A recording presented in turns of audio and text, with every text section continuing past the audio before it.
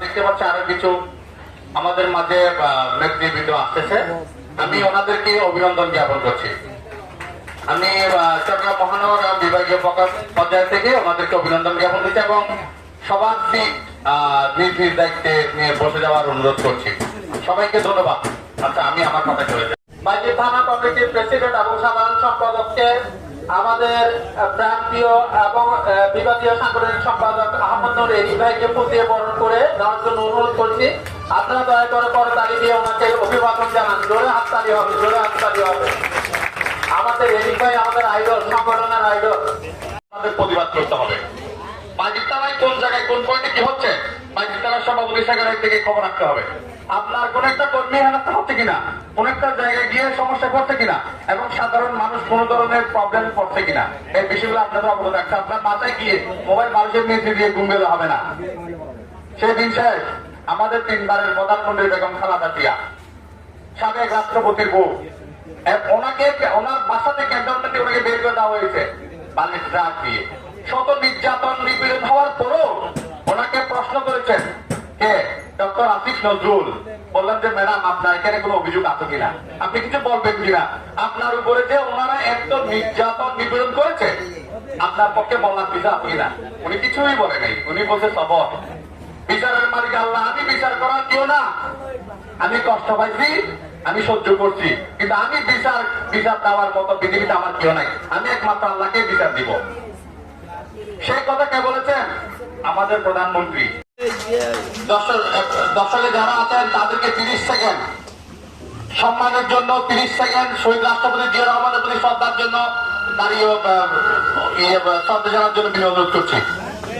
বেড়ে যাওয়ার কারণে কি করে যারা ড্রাইভার এবং মালিকরা থাকে তারা কি করে 100 টাকার মধ্যে 200 টাকা করে দেয়।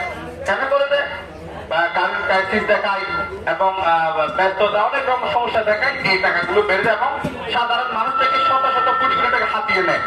এই হাতড়াটা বন্ধ করতে হবে। যারা যে থানাতে চাঁদাবাজি করা হয়, আপনাদের সুনির্দিষ্ট প্রমাণ পেলে, সুনির্দিষ্ট ডকুমেন্ট আমরা হাতে পেলে আপনাদের বিরুদ্ধে আমরা ব্যবস্থা নিব। কেন? আপনাদেরকে কমিটি দেওয়া হচ্ছে, কখনো হবে না। আপনাদের কর্ম দিয়ে আপনাদেরকে বুঝাইতে হবে যে আপনারা বাইজিদ থানা শ্রমিক দলের এবং সড়ক পরিবহন দলের নেত্রী এবং নেতা। এটা কাজ দিয়ে দেখাইতে হবে।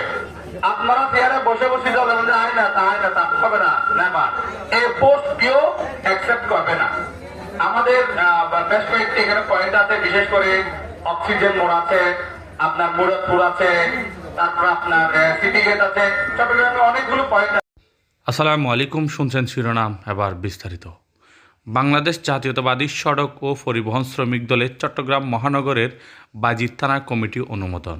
উক্ত কমিটি অনুমোদনের সময় উপস্থিত ছিলেন বাংলাদেশ জাতীয়তাবাদী সড়ক ও পরিবহন শ্রমিক দলের কেন্দ্রীয় কমিটির সংগ্রামী সভাপতি রাজন হোসেন সম্রাট, চট্টগ্রাম বিভাগীয় সাংগঠনিক সম্পাদক আহমদ নূর এরিক, চট্টগ্রাম মহানগর বাংলাদেশ জাতীয়তাবাদী সড়ক ও পরিবহন শ্রমিক দলের সংগ্রামী সভাপতি মোহাম্মদ আবুল বশর, সংগ্রামী সাধারণ সম্পাদক রাজাউল আলম সোহাগ। উক্ত 101 জন বিশিষ্ট কমিটি অনুমোদন করেন।